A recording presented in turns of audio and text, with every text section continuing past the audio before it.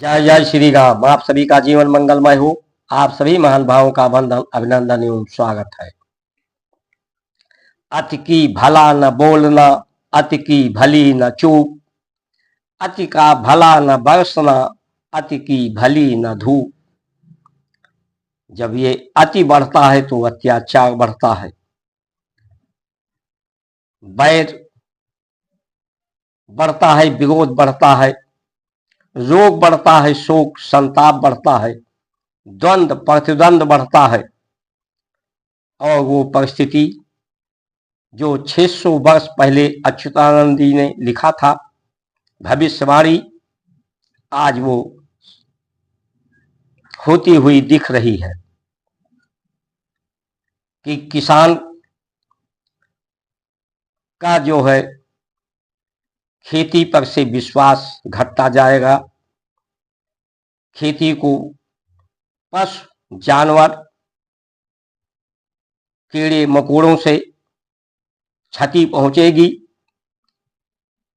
शहरों में तक जानवर बढ़ जाएंगे। कई देश का नामो निशान समाप्त हो जाएगा। पूरे विश्व की आबादी बहुत घट जाएगी। प्राकृतिक आपदाएं युद्ध के रूप में, बीमारियों के रूप में इस 4-5 सालों में कई संतों ने जो भविष्यवाणियां की हैं वो होता हुआ दिख रहा है, क्योंकि अति बढ़ गई है, अत्याचार बढ़ गया है। इसलिए प्रकृति, नक्षत्र सब अतिचारी हो जाते हैं जब अति बढ़ता है। इनकी गति तेज हो जाती है सामान्य से, तो ये आपदाएं के रूप में आती हैं। इसलिए जो धर्म के साथ में खड़ा होगा, धर्म की स्वीकारता, अनिवार्यता, धर्म की समझ, उसी का जीवन सुरक्षित और संरक्षित रहेगा। इसलिए आप सभी महान भाव इस वीडियो को पूरा देख करके subscribe, like, share, follow, comment करके सनातन धर्म की संस्कार संस्कृति को प्रोत्साहित करें और इसके समर्थन में अधिक से अधिक लोग संगठित हो जाएं। जो प्रकृति है, जो जीवन का आधार है, वो समूह में है।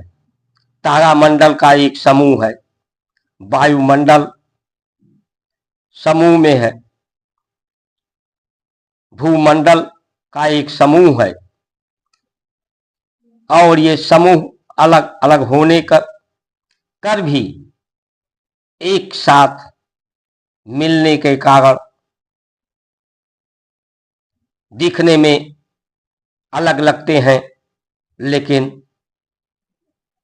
एक दूसरे साथ में है और साथ में प्रभाव के रूप में है, अभाव के रूप में है, कर्म के रूप में है, परिणाम के रूप में है। इसीलिए मनुष्य का ये जो शरीर है, ये इन्हीं प्रकृति का गुण है। इसमें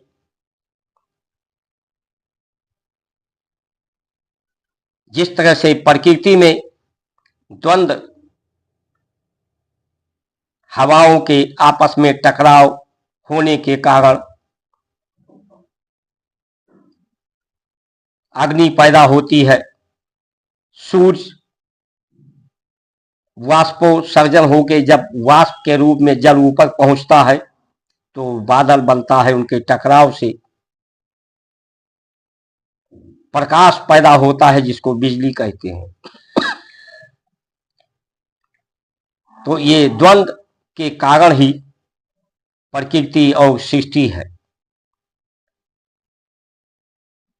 ये प्रकृति का गुण है, उसका प्रभाव है। आज का मनुष्य इन्हीं के प्रभाव से प्रभावित हो रहा है। और ये द्वंद्व या तो काम वासना के कारण द्वंद्व होता है, या ये द्वंद्व भूख के कारण होता है, भूख के अभाव के रूप में, या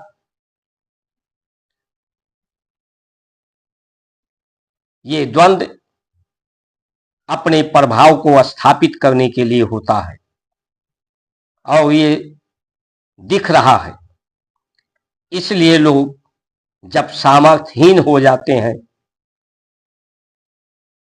पाचन शक्ति कमजोर हो जाती है, स्मरण शक्ति कमजोर हो जाती है, सहन शक्ति कमजोर हो जाती है, तो व्यक्ति सामर्थ्यहीन होता है।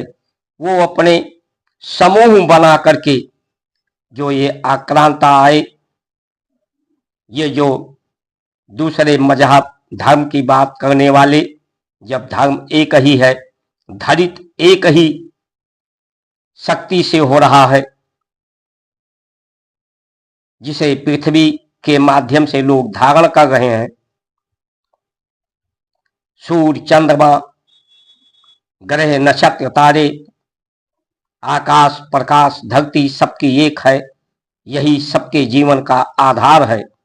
तो ये मनुष्य का भ्रम और संशय ही है कि लोग आज सामर्थ्यहीन होकर के कोई मुस्लिम के नाम के धर्म का नाम सहारा लेकर समूह बनाता है,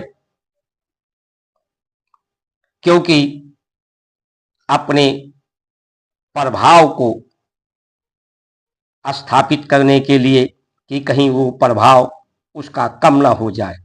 प्रकृति का नियम ही है कि यहाँ प्रभाव एक सम नहीं रहते, प्रभाव घटता बढ़ता रहता है। सूर्य का प्रभाव घट सकता है, घट जाता है, ग्रह नक्षत्रों के प्रभाव घट जाते हैं, किसी का घटता है, कभी बढ़ता है। अवस्था समय के चक्र के अनुसार ये प्रभाव घटता बढ़ता रहता है, अस्थिर नहीं रहता, अवस्था एक जैसी नहीं रहती। यही परिवर्तन का कारण है। इसलिए मनुष्य के शरीर में परिवर्तन नित्य होते रहते हैं, लेकिन ये परिवर्तन जो सृष्टि में हो रही है, ये परिवर्तन अस्थायी है, मूल इसमें समाप्त नहीं होता। मूल वही है जो आदि में था, वही आज भी है, वही अंत भी तक रहेगा। भूख भूख से लोग परेशान होते हैं, लेकिन भूख ही हमारे ऋषियों ने कहा कि भूख को संभालिए, मुख को बोलने से संभालिए, ज्यादा ना बोलिए ना ज्यादा चुप रहिए, अति ना करिए ना ज्यादा। भूख को समाप्त करने के लिए दिन भर भोजन मत करते रहिए। इसी से मुंह के न संभालने से बीमारी भी और वाद विवाद भी होता है।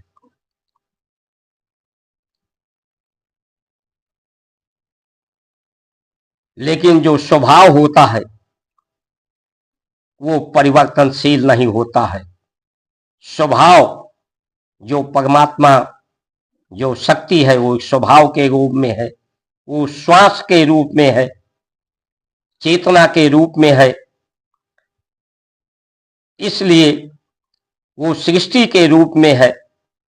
इसीलिए ऋषियों ने कहा कि परिवार प्रभाव के लिए नहीं है, सत्कार के लिए है, आदर के लिए है, प्रेम के लिए है, एक साथ सबको जोड़ने के लिए है, जोड़ करके आपस में एक दूसरे के सुख दुख को साझा करने के लिए है।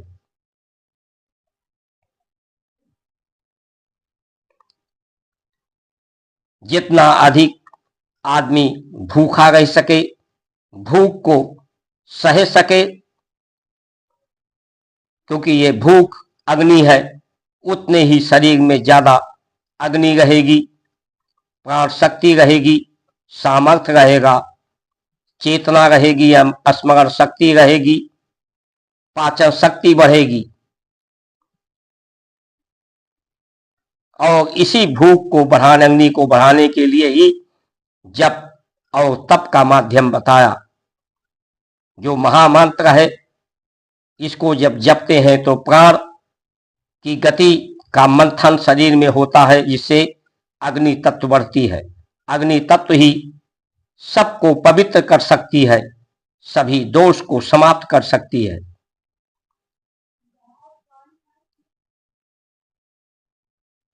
इस अग्नि के बढ़ने से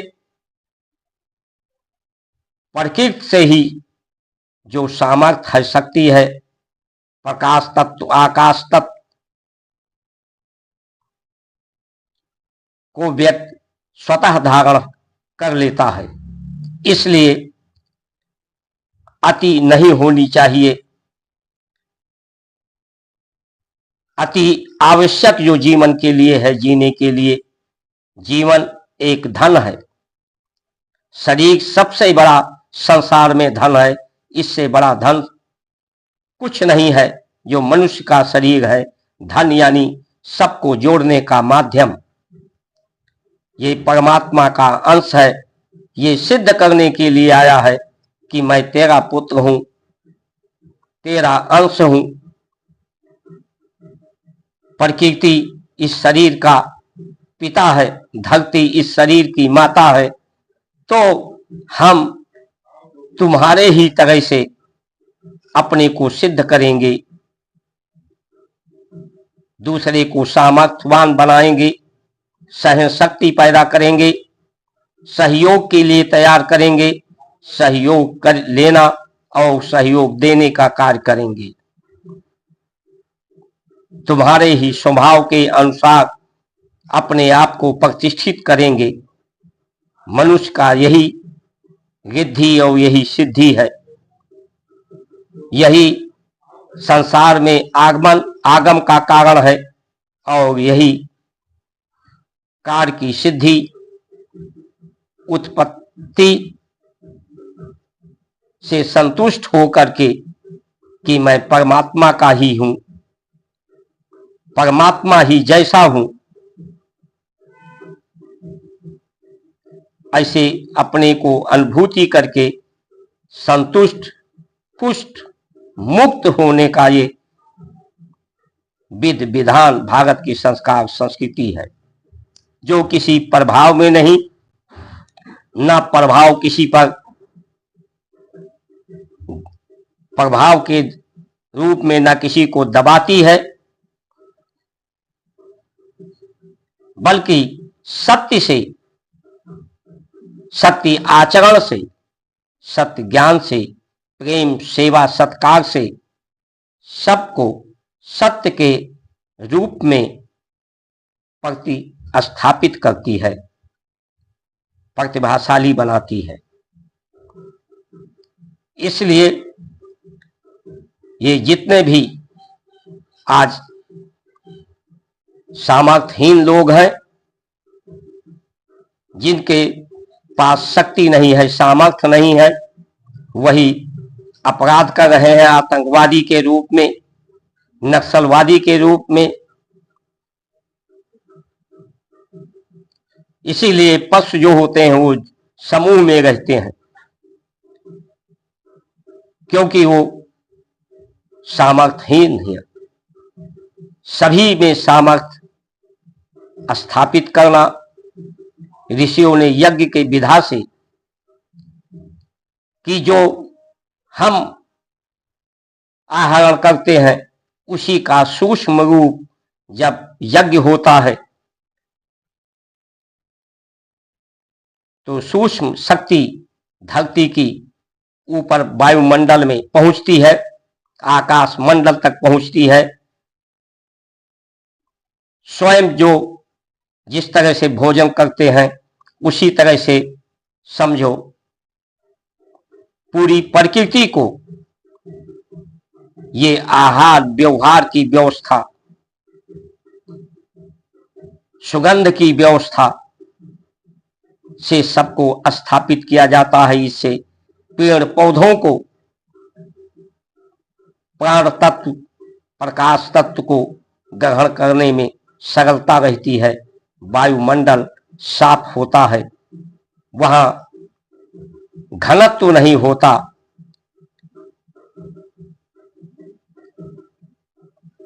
पढ़ते पढ़ते जुगमुया पंडित भया न कोई, ढाई अक्षर प्रेम का पढ़े सो पंडित होय।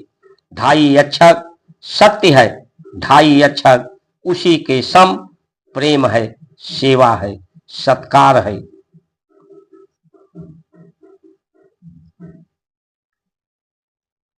इसलिए समय रहते हम सब जागृत हो जाए और धरती प्रकृति पूरे सृष्टि को सुरक्षित और संरक्षित सहयोग की भावना से, आदर की भावना से, सत्कार की भावना से, प्रेम सबसे करें। प्रेम सत्य के समान है, स्वभाव के समान है। प्रेम दूसरे को जीवन देने का नाम है। भारत की स्थिति सुबह से शुरू होती है। सुबह का पर्याय ही होता है जब सूरज की शक्ति बहने लगे, उसी से जीवन का आधार है। जीवन की शक्ति सूर्य के माध्यम से प्राप्त होती है। तो जो कार्य होता है वो कार्य दिनचर्या, दिन में हो जितने भी कर्म हो, और रात विश्राम के लिए है। लेकिन आज लोग दिन रात एक किए रहते हैं। विदेशों से, विदेशी रीतियों से लोग प्रभावित हो गए हैं। विदेशी शिक्षा, आहार व्यवहार से लोग प्रभावित हो गए हैं और अपनी सत्य संस्कृति, संस्कार, संस्कृति को प्रभावहीन करते जा रहे हैं। इन्हीं वचनों के साथ आप सभी का सुमंगल कामना करते हुए जय श्री राम।